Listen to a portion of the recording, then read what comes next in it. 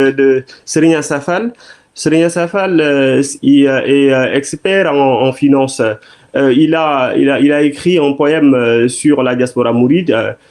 qu'il souhaiterait véritablement partager avec nous. Donc voilà, je vais céder la parole tout de suite à Serigne Safal. Si vous nous entendez, Serigne Assa. asalaamaaleykum ñoo leen dégg bu baax a baax sëñ Omar. waaw ñu ngi lay nuyu bu baax di la dalal ci forum international sur la diaspora mouride nga xam ne tey mooy troisième et dernière journée bi porté sur nga xam ni ngi porté sur la diaspora mouride les écrits de Cheikh Ahmadou Bamba pour la diaspora mouride nga waajaloon ci tey benn thème boo xamante ni si benn poème jagleel ko diaspora mouride bi bëggoon ko partager ak ñun ak mbokki taalibe yëpp rek ak diaspora bi yëpp rek de façon donc voilà de façon générale léegi nag ñu ngi la doon dalal bu baax di la nuyu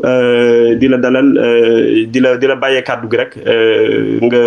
andil ñu li nga xamante ni si moom nga waajaloon jëmale ko si poème boobu nga bindoon. waaw auzu billaahi mina shaytaani rajiim bismillaahi rahmaani rahiim asalaamaaleykum wa rahmatullah wa barakaatuhu ñoo ngi nuyu di ziar di jéggalu si suñu kàddu yi di ñaan suñu xalif sëñ Muntaxa yàlla bàyyi ko fi mu yàgg fi lool te ànd ak wér sëñ Cheikh Jëmbu Fall sëñ Mamour Massamba sëñ Mamour Mourtada ñoom ñi nga xam ni yàlla def na liggéey bi ñoo ko yore ñu nekk ay soldaar di liggéey ci yoonu sëñ Tuubaa bi fii ci Paris ànd ko ak mbokk taalibe yi ñu bokkal réew mi di France te fédération nationale jiite liggéey bi yëpp ci jëwriñ sëñ Bamba Thiam yore ko ànd ko ak mbokk taalibe yi nekk ci fédération régionale yëpp sëñ Galaye nag daf maa dugal ci biir mbooloo mi waaye man ku ma xam na ni man du ma chercheur ndax fu ñoom sëñ Abdou Lahad Sané ñoom sëñ Fahmi ak ñeneen nekk ñoom sëñ Moutala Mbuub war cee wax ñu dugal ma fa damaa war a toog déglu comme ñëpp waaye comme ñun dañoo amoon benn projet wu jëm ci mbirum poésie woo ci ay éminent professeur ci àdduna bi ñoom sëñ Souleymane Bachir Diagne ñoom sëñ Moutala Mbuub ak sëñ Galaye Ndiaye mi ba ma ne ko am na bis boo xam ne yoo leen ko jagleel mun ma loolu nangu naa ko waaye yow it dañoo am forum te bu ma sañoon nga ñëw bokk ci xam naa bu doon tubaab chantage lañ koy tuddee ma ne ko kon loolu nangu naa ko ndax yow yaa ma ëppal utilité que man mii waaye comme nee nañu nag ñoo ngi yëngatu ci kër sëñ Touba fii ci Paris ànd ko ak yow moomu sëñ Omar di la ci ziar di la nuyu di rafetlu loolu sa liggéey bi mu ne ñu dugg ci loolu ñun ko ñun xanaa kay ñu wax rek li nga xam ne jàng nañ ko ci suñu diggante ak mbokkum taalibe yi fii te yàlla def ni ñoom ñu ni dañuy ànd liggéey ci kër sëñ Touba bi nekk fii Aulnay nga xam ne sëñ Murtada moo ko sanc ci année 97 ba tey jii ñuy wax ñu def nag benn taalif ci nasaraan taalif bi lu tax ñu xaw ko ñu sawar ci mooy lu tolloog fanweeri at ngi nii ñuy taalif mais masul nekk lu ñu mas a bëgg génne ndax ba ñu nekkee élève lañ daan bind rawatina nag ci sëñ bi ñu ne nag xaaral ñu toog xalaat ci wax li nga xam ni dinañ wax ni benn genre diagnostic la naka la ñu gisee liggéey bi fii ak naka lañ ko àndee ak mbokk taalibe yi taalif boobu nag ñoo ngi ko bind ci nasaraan dama def introduction bi ci wolof rek waaye poésie poème bi ñoo ngi ko tuddee je refuse maanaam kooku sax am bu na wax ni murid du wax loolu maanaam je refuse mooy bañ naa dañuy jàpp ni rek li tax loolu ñu tuddee ko je refuse mooy dañoo gis ni liggéey sëñ Tuubaa bi fii ci France ak ci Paris nekk na lu liggéey bu rëy bu mbokk taalibe yi def depuis sëñ Murtada ba tey jii ba sëñ Maam Moor bi nga xam ne mi ngi ci def ay jéego def ci lu kawe ñu ko ci sant di ñaan yàlla suñu borom mu yàggal ko fi te gën ko jox kàttan lii mu nal moo xam ci diaspora bi la ak ca Touba ak ci Sénégal yëpp yàlla jox ko ci kàttan te mu fekk ko te lépp sotti ci ay loxoom barke Ahmadul Xadim je refuse boobu nag mooy dafa am ci ñun ñi ñu ko jàngatee ay liggéey boo xam ne mi ngi dox alhamdulilah ndax jéego yu rëy def nañ ko waaye tamit bu ñu sañoon génération bu bees bi nga xam ni ñoo ñëw jàpp ci liggéey bi ñu xam ni mbir mi dafa am ci lu mu tëdd maanaam digle sëriñ bi la te boo nee digle rek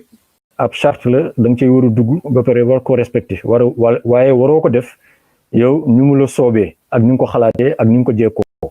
moo taxoon ñu bind taalif bii rek dañ ci dugg immédiatement rek def benn préambule wax ni xam naa bu ko sëñ Madiama mu ne génne préambule bi dañ ni que paragraphe spécial bi mooy dañu ci invité ñu sawar bind ci waaye liñ ciy bind yëpp nag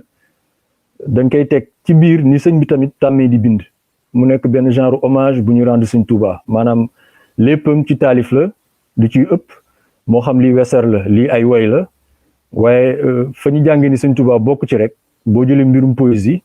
ku waxoon tey suñu autorités yi moo xam politique moo xam religieuse lu mu mënti doon nga leen lépp li ngay wax ak àdduna def ko taalif da nga leen indil liggéey bu rëy ndax toog di xalaat sa xalaat bind ko ci poème nekk na lu jël temps ak lu war a dëppoo ak ay règles yi nga xam ne moo nekk ci biir taalif donc boo leen ko laajoon dina metti ñu def ko te sëñ Tuubaa moom ñëpp xam nañ ni lépp lu ko ñor daf ko taalif ba ci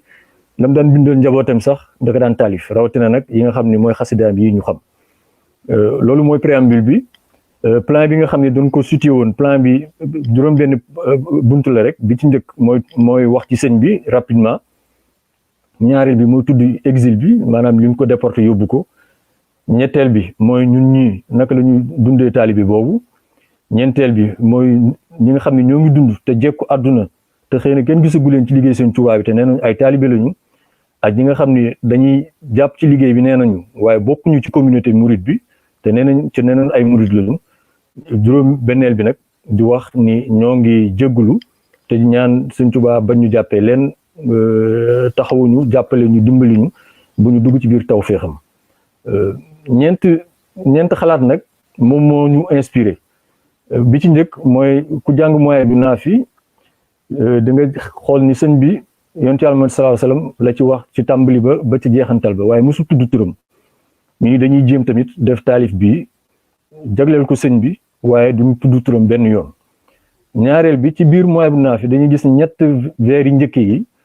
ñetti baytu njëkk yi ñoo bokk ñoo bokk jeexital waaye bu mujj ba day jeexee ci miim lay jeexee ñun bii ñu jeexal ko ci donné mooy joxe te boo nee joxe rek tudd nga maam Cheikh Ibra Fall ndax looloo tax mu raw képp ku dul moom ñeenteel bi ñu jàppee ni suñu bopp ñun ñii que amu fi leen lu ñuy wax rek gën ko xam wala gën ko mën mbokk taalibe yi dañuy wax sax ni liggéey bi dañ cee war a jàpp lu raw liñ ciy def nii li ñu koy may nag mooy nañu jàpp ni rek man mii di wax ci biir su ma nee je suis mouride rek bu kenn ni yow la ñuy waxal man mii sama bopp laay waxal donc ka may tudd ci biir taalif bi kooku Insa Fall la waaw ñoo xam ni man maa mujj ci taalibe yi maa ci gën a suufe donc mais am naa tamit sama sañ-sañ su ma gisee loo xam ni doxuma ko te na mu waree te Sëñ Tuubaa xëy na bëggoon nañu doxee ko war naa ko war a mën a mu nekk sama laaju bopp noonu la ñu tëggee xaside bi taalif bi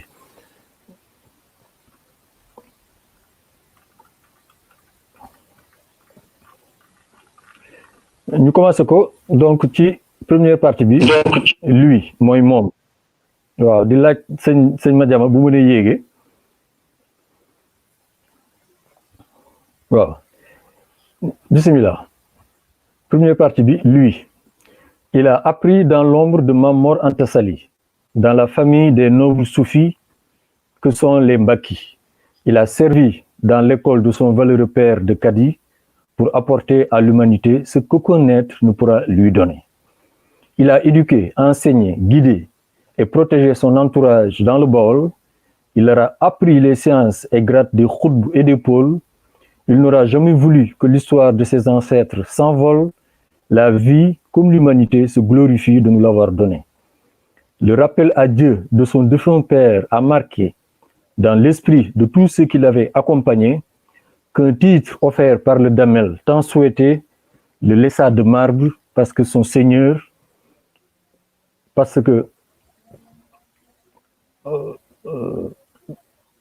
son Seigneur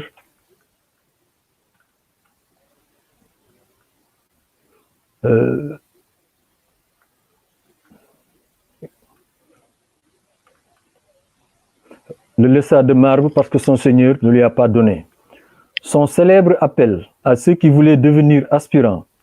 ne répondit pas d'un espoir et d'un écho retentissant. Sa croyance, son combat et sa soumission au Tout-Puissant lui retourneront bien après tout ce qu'il nous a donné. Il a été incompris, accusé de nouvel ambitieux par sa famille, son entourage, ses proches non silencieux. Ils ont cru qu'il œuvrait pour un tour malicieux. À la fin, ils ont compris qu'il leur a tout donné. Si peu l'ont suivi dans cette quête de Dieu, d'autres commencèrent à remplir peu à peu pour devenir les soldats et les premiers au feu lancés contre Satan à qui il ne voulait rien donner. Son aura croissant, son rayonnement grandissant, sa charge dépassant le sens d'un saint grand, son interrogation et sa quête sont comme son rang, le plus grand soufi qui chercha à tout nous donner. Esselé dans sa recherche de la voie divine, parcourant savane, désert, dunes ou collines, tout en se gardant de nous éviter la ruine, là lui au moins n'aura pas hésité à tout nous donner. Salué par le prophète Mohammed sallallahu alayhi wa sallam, ses compagnons et les saints, dans son baol entouré de ses admirateurs et des siens, contré que nul ne prédestinait la lumière aussi bien que la source de la vie meilleure qu'il nous a donnée. Recevant ordre de son Seigneur qui l'a toujours guidé, il bâtit Touba, la ville sainte à sa naissance tournée et guidée vers la Mecque et Médine, lieu de dévotion et de savoir guidé par le noble et son maître à jamais à qui il a tout donné. Deuxième partie de l'exil. Séparé de sa vertueuse famille pour répondre à la convocation du colon dépositaire de la force de la tyrannie et du mal en unisson, il partit, passant par Diaol, Koki, Louga, par tout moyen de locomotion, il s'est équilé avec son Seigneur à qui il a tout donné. Dans le bureau de Ndar, on le jugea sans conseil ni défense, l'accusant de faire le djihad contre le nouveau maître de la science. Il se réfugia auprès de son Seigneur qui lui insuffla sa patience. Il était captif de Dieu, son protecteur à qui il a tout donné.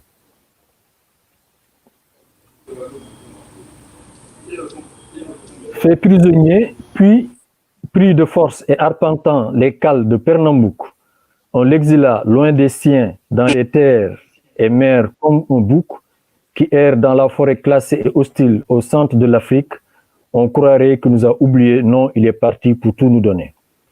Il a subi toutes sortes de brimades, d'humiliations et d'exactions.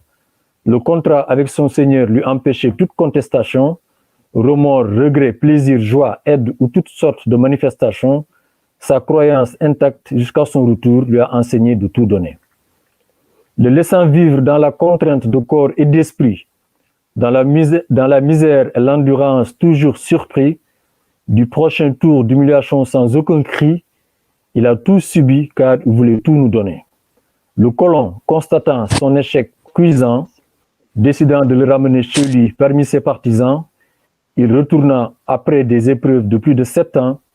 car il était allé chercher tout ce qu'il pouvait nous donner. Par la force, il est reparti en exil en Mauritanie, dans la plus stricte compagnie de Deymani. Retourné à Tchéyenne face à un ennemi banni, Sokhna Fati Issa l'y retrouva, il lui a tout donné. Il acquéra le grade de Khadim Rassoul, le pôle des pôles aux mains de Rassoul, celui qui lui consacra toutes les foules pour qui il œuvra pour tout donner. Hommes et femmes viennent à lui, grands et petits accourent chez lui. Par tous les temps, sans tambour, sans bruit, ils ont cherché à voir ce qu'il peut leur donner. Moi, comme peu assoiffé de bien, se déclare vouloir être son bien, son talibé qui cherche partout le lien qui nous unirait pour tout lui donner. La troisième partie concerne pourtant lui, moi je me dis talibé. Moi je me dis un de ces talibés, crie sur tous les toits ma mouridité, pourtant revendiquant ma spirituelle maturité, ne cherchant du coup ce qu'il nous a donné. J'ai toujours sollicité ses prières, dans la difficulté et dans mes prières chères, en classe d'examen ou avec mes frères, cherchant la chance qu'il nous a donnée. J'ai partout réussi haut la main et sans cri, qu'il suffise de lire Wakana, Sindidi ou Bichri, son secours est constant et précis, il a fini par tout nous donner. Je refuse de répondre à son appel, pourtant je ne suis pas le seul tel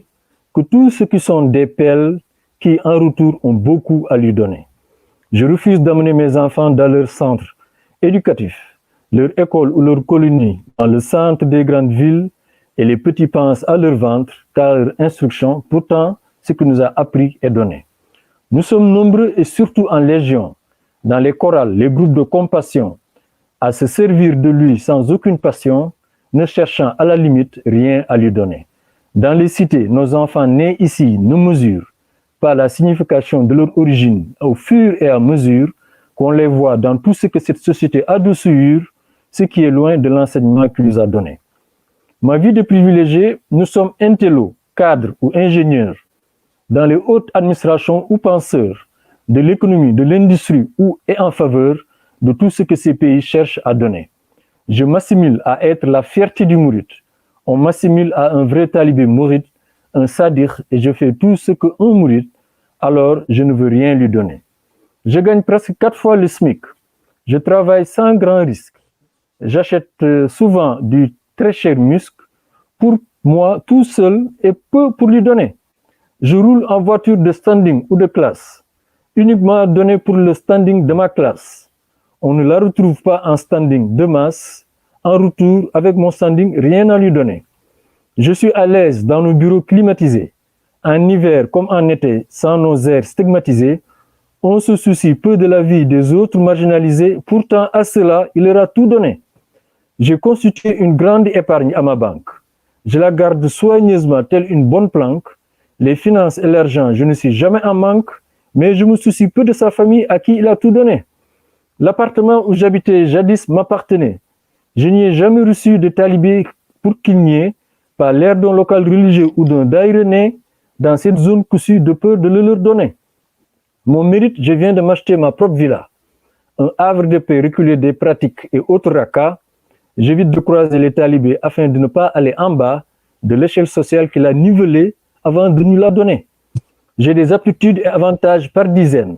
des pouvoirs et privilèges par centaines, beaucoup d'économies en bas de laine, toujours je n'ai rien à lui donner. Sauf peut-être ma cotisation de 10 € mensuels ou ma participation et l'appel au magal ou prendre part à quelques bernets ou régal. Pour le reste, je n'ai pas à lui donner.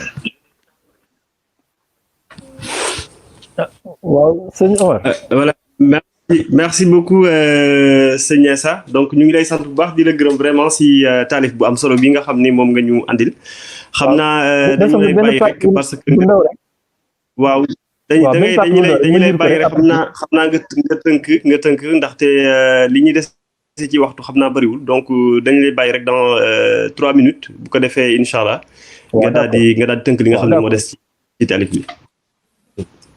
waaw d'accord. kon ndax xam naa ni des na une partie égale à ce qu'on vient de lire di jégalu nag ndax dana waxoon nu ko gën a jekkoo rek ñu def ko alhamdulilah liñ ci jublu rek mooy di wax suñu bopp di ko wax mbokk taalibe yi que liggéey bi dafa nekk liggéey boo xam ne ñun ñëpp dañ cee war a jàpp fuñ ci mëntee toll te ñu jël royukaay ci ñi nga xam ni ñoom la yàlla defal tawfeex ñu nekkoon fi jamono sëñ Mourtada ñu bëri jóge fi te ñoom jekku ñoon sax adduna bi ñu ko suñu moroom yi ak suñu rakk yi jekkoo ba ñoom liñ fi def sax ba léegi ñun ci loolu la ñuy doxee donc laaj na tamit ñi nga xam ne ñoo nekk tey ci biir diaspora bi ñu gën a bàyyi yitte ci liggéey bi nga xam ne ñun ànd nañ ko xanaa fi may tëjee rek di jégalu baax nag ndax point bi àggul mais alhamdulilah xëy na ñi la ko suñu borom bëggee am na benn communication bu bëggoon joxe dugal ko ci mbirum Touba diaspora Serigne Mourtala Mboup bu fekkee ni mi ngi ci biir moom mën na ko eggale comme ça ñu tàggu leen te jégalu lool ci kàddu yi dama xam ndax sëñ Mourtala Mboup mi ngi ci biir wala. sëñ Mourtada bu fekkee mën nga si ñëw rek ci lu toll ci ñetti minutes bu ko defee leeral ko ndax yaakaaru jàpp sëñ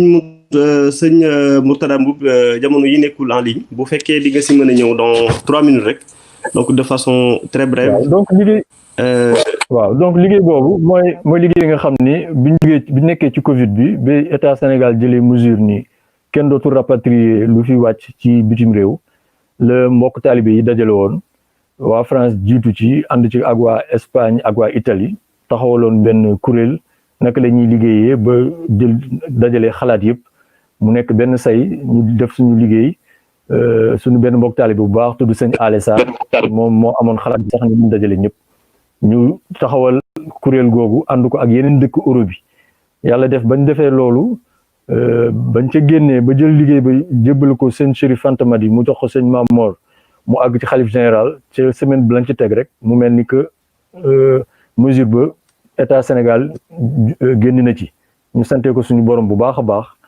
def naa sax si mutalam bu mu ci biir pour bañ a jël temps bi dama koy bàyyi rek mu eggale comme ça mu jeexal li ci des di wax asalaamaaleykum wa rahmatullah jërëjëf jégalu bu baax a baax. jërëjëf sëñ Assa ñu ngi lay sant bu baax a baax di la gërëm wax dëgg yàlla si point yi nga xam ni yu am solo yi nga xam ni addil nga ñu ko donc xam naa li ñuy def rek dañuy bàyyi comme sëñ Mourtada moom moo war a leeral li ji nga xam ni moo jëm ci seen association bi ngeen di waaj a amal donc dañ koy bàyyi rek donc voilà mu détaillé ko sëñ Mourtada ñu ngi lay nuyu baax di la dalal si forum international de la diaspora. jërëjëf sëñ Omar Diakhaté jërëjëf ci ngi lay rafetlu bu baax yow sa doxin ak taxawaay bi ci wàllu modération bi di nuyu bu baax a baax Serigne Galaye ak Serigne Mbaye Gueye Mbaye di xam la rek ni suñu tàbbiwaat lu ñu jubóog sëñ Galaye la ndax dafa am ak tombe gu am ci forum bi ma Serigne Mbaye Gueye di woo ci mois d'août li ma ko yëgal yàlla dafa fekk booba lu toll ci ay jëwri ñu bàyyi ko ci lu fukki réew ak ñett noonu ko sëñ Insa junje daje woon di waxtaan ci mbirum mbas mi ba liggéeyoon document bu baax a baax boo xam dañ ko teg ci xam-xam teg ko ci xam-xam kër docteur yónnee woon ko suñuy kilifa ba mu mel ni am nañ ci ndam ñooñee daje woon nag le 23 avril 2020 ci la ñu yabal ndaw mu yóbbul ñu étude boobee ci kilifa yi bi ngi toogee nag ba le 17 mai 2020 ñu dajaloo def réunion bu yaatu ci li ñuy wax Zoom gis ni jaadu na diaspora bi jéem a lëkkaloo te loolu yaakaar naa képp ku déglu forum bi di ko dale ci bis bu njëkk ba ci bisu tey bii li fi feeñ ci xam-xam ak li fi feeñ ci ay gis-gis kenn du nattable ni diaspora murit war nañoo joxante loxo ndax liggéey bi bari na te des na lu bari réew yooyu daje woon nag booba mat nañ sax fukki réew ak juróom Amérique dugg Canada dugg réew Europe yu mag yëpp dugg damay bañ a lim ndax waxtu wi xat na waaye ñi ngi ñaan sëñ Galaye bu weesoo tey rek bala ñuy tëj groupe WhatsApp bi ñu dugal document yi ba ñëpp gis listu réew yi nga xam ne ñoo bokk ci liggéey bi kon le 17 mai ñu def déclaration wax ni daal dañoo bëgg a seet nan la ñuy def ba bañ a yamale ànd bi ci mbirum Covid bi waaye ñu wéyal ko jéem a seet ba xam ndax danañu mën a taxawal kuréel guy lëkkale diaspora bi ci àdduna bi yëpp bi ñu defee nag waxtaan woowu ñu ni li ñu bëgg rëy na rëyaay boo xam ni dee su ko teg ci ak làmbatu dafa war a doon loo xam dafa war a tege ci xam-xam ba noppi ñu togg ko ba mu ñor ba doon wenn say ñu yóbbul ko suñu kilifa mu doog a mën a taxaw réunion boobu nag bi ñu ko defee ñu ne dañu taxawal benn comité de réflexion maanaam kuréelu weccoo xalaat jox ko liggéeyu mu togg mbir mi jox ko juróom-benni weer waaw kuréel googu mi ngi tàmbali liggéey fukki fan ak juróom ci weeru juillet kon fukki fan ak juróom ci weeru janvier li liggéeyam di jeex fi ñu toll nii le 9 mars septembre bi passé déposé nañ rapport d'état bu njëkk yi ci ñetti kuréel yi ñu taxawal am na kuréel guy waajal assemblée générale constituante am kuréel guy yaatal di def communication boo jëwriñu ci ak kuréel goo xam ni mi ngi xalaat ci sart yi maanaam lu mel ni charte ak statut kuréel yooyu joxe nañ seen rapport d'état bërki démb ci 9 septembre ma leeral rek ni li ñuy def nii dañuy togg dañuy xalaat waaye nag bu noppee dañuy jël lépp yóbbu ko ci suñuy kilifa gaaral leen ko teg ko ci loxo sëñ Mame Mor Mbacke mu saytu ko ñu toog déglu ndigal suñu amee ndigal wéyal suñuy wéyal danañ taxaw assemblée générale constituante boo xam ne bi rafet nañ njort ni Sénégal lañ koy defee su ko defee jëwriñ yi ci àdduna bi yépp képp ku mën a ñëw ku mënta ñëw ñu defal la visioconférence ba lañ fay def dara du la ci bu ñu noppee it bu ñu toggee ba noppi ba rapport final bi yegg danañ def lu ñuy wax une large consultation maanaam danañ diisoo bu yaatu ndax dañoo gis ni te loolu feeñ na ci forum bi diaspora bi dafa bari ay xeeti nit yu ci nekk di liggéey su ko defee nag ñu fexe ba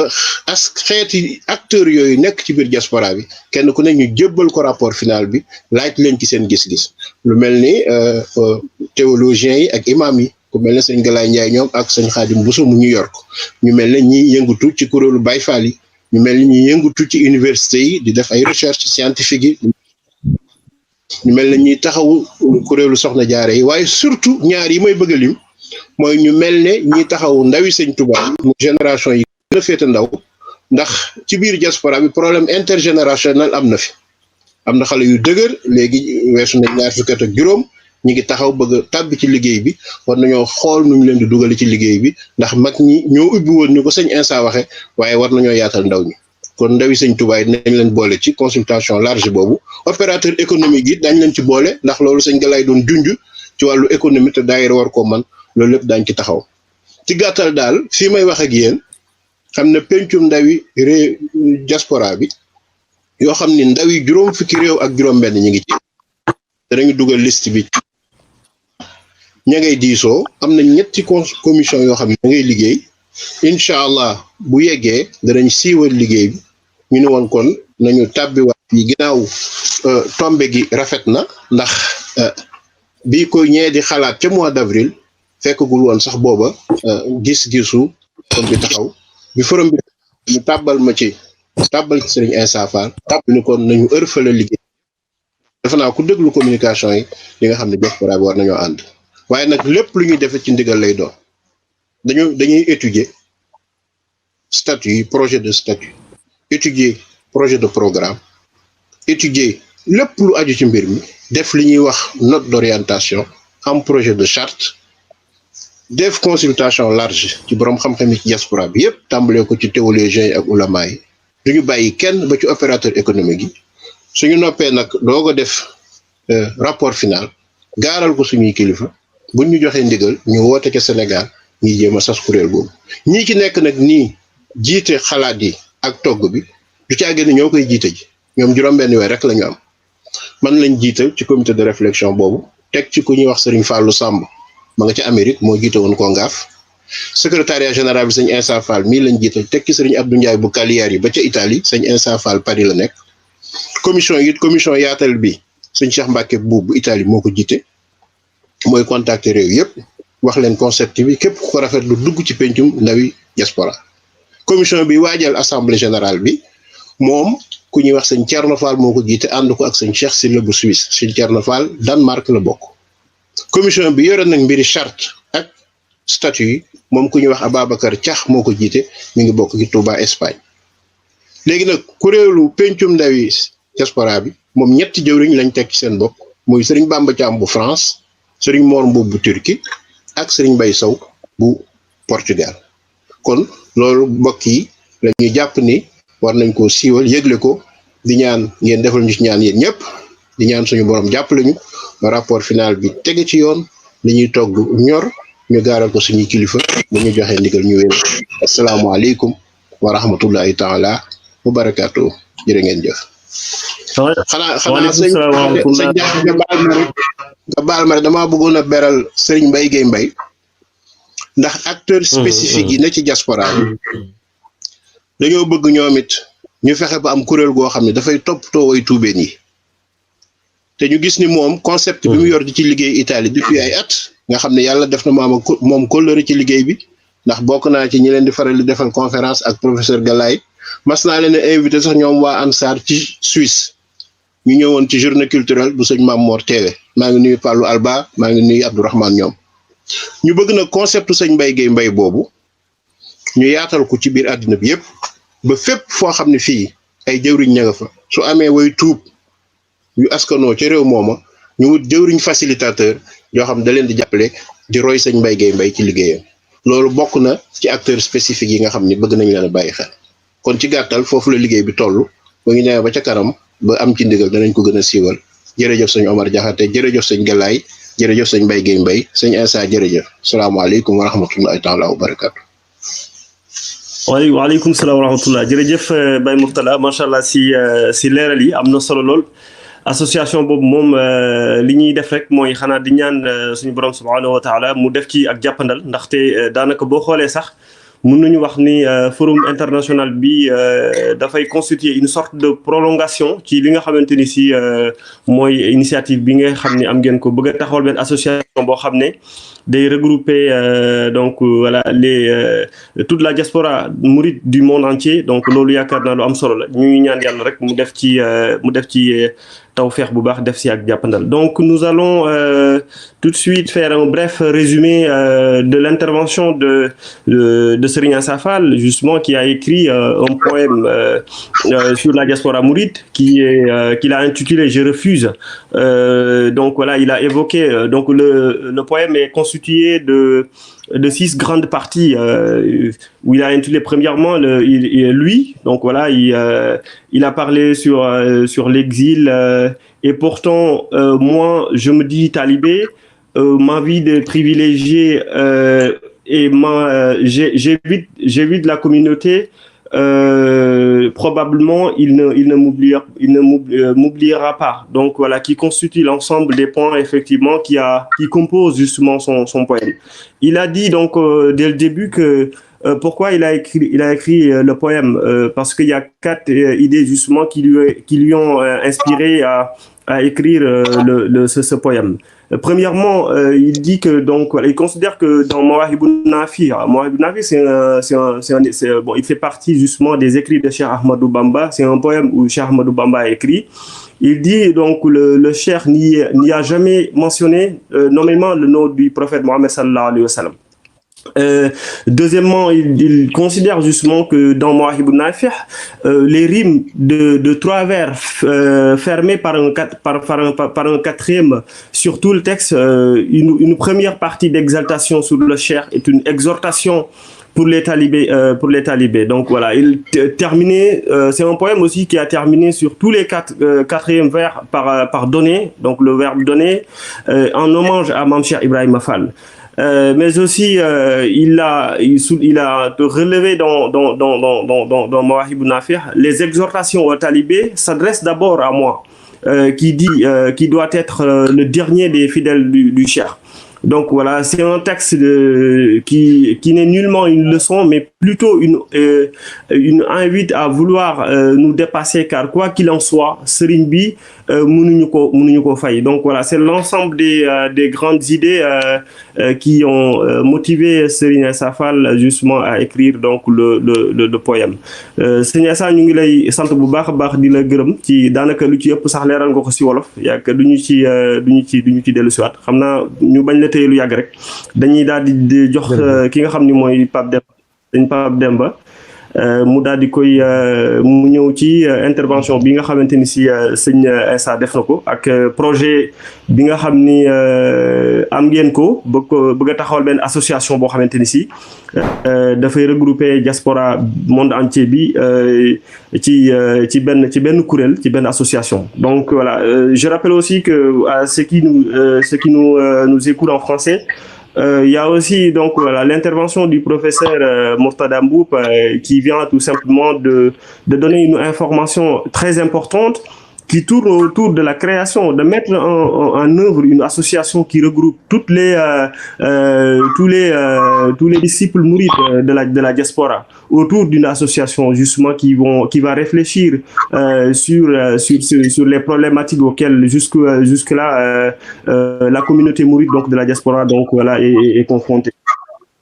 Il dit donc au début, c'est un groupe qui a été réuni le 17 mai où 17 pays qui avaient justement 15 pays avaient pris part à cette rencontre. Bon, je crois que voilà, ils ont déjà structuré donc la future association qui regroupera toute la diaspora. Donc voilà, ils sont en train de diligenter des dynamiques qui constituent justement les différentes consultations avec tous les acteurs concernés pour pouvoir tout simplement mettre en œuvre justement cette association. Nous prions justement à Dieu que cette association soit effectivement soit mise en place et soit solide et soit soutenue justement par l'ensemble des acteurs qui vont certainement donc prendre part à cette association. Nous remercions le professeur Mourtada. Serigne Omar, est-ce que je peux faire une petite précision en français? Oui, allez-y, Seigneur Murtada. Voilà, c'est juste pour préciser que l'association n'est pas encore née. Ce qui est né, c'est un comité de réflexion en vue de la constitution de cette association. Et le comité de réflexion est composé de 3 commissions. Une commission chargée de la communication, une commission chargée de la préparation de l'Assemblée générale constituante et une commission chargée de réfléchir sur les statuts et chartes. Mais l'association en question ne pourra être mise en place qu'à partir d'un ndigal du Khalife général des Mourides et d'une grande réunion qui fera l'objet de cette décision qui naîtra donc d'une Assemblée générale constituante. Voilà la précision que je voulais donner. Pour l'instant, nous sommes... Exactement, donc on peut... Exactement, le rapport final fera l'objet d'une large consultation et circulera avant qu'on aille chercher le ndigal. Voilà, merci beaucoup, Serigne Omar Diakhaté. Merci. Merci beaucoup, professeur. Merci beaucoup pour ces précisions. Donc, on peut retenir que donc c'est le comité de pilotage justement qui va diligenter justement les dynamiques donc de mise en place de cette association qui est née, mais pas l'association en tant que telle. L'association ne serait tout simplement mise en place que sous la directive ou bien sous le digal de Serigne du Khalife général. Donc, nous vous remercions. Serigne Murtada pour ces précisions. Alors, je vais tout de suite introduire Serigne Chouaïbou Kébé. Il est aussi parmi nous, parmi les intervenants. Comme je l'ai dit au début, Serigne Chouaïbou Kébé, il est chercheur et spécialiste des sciences islamiques.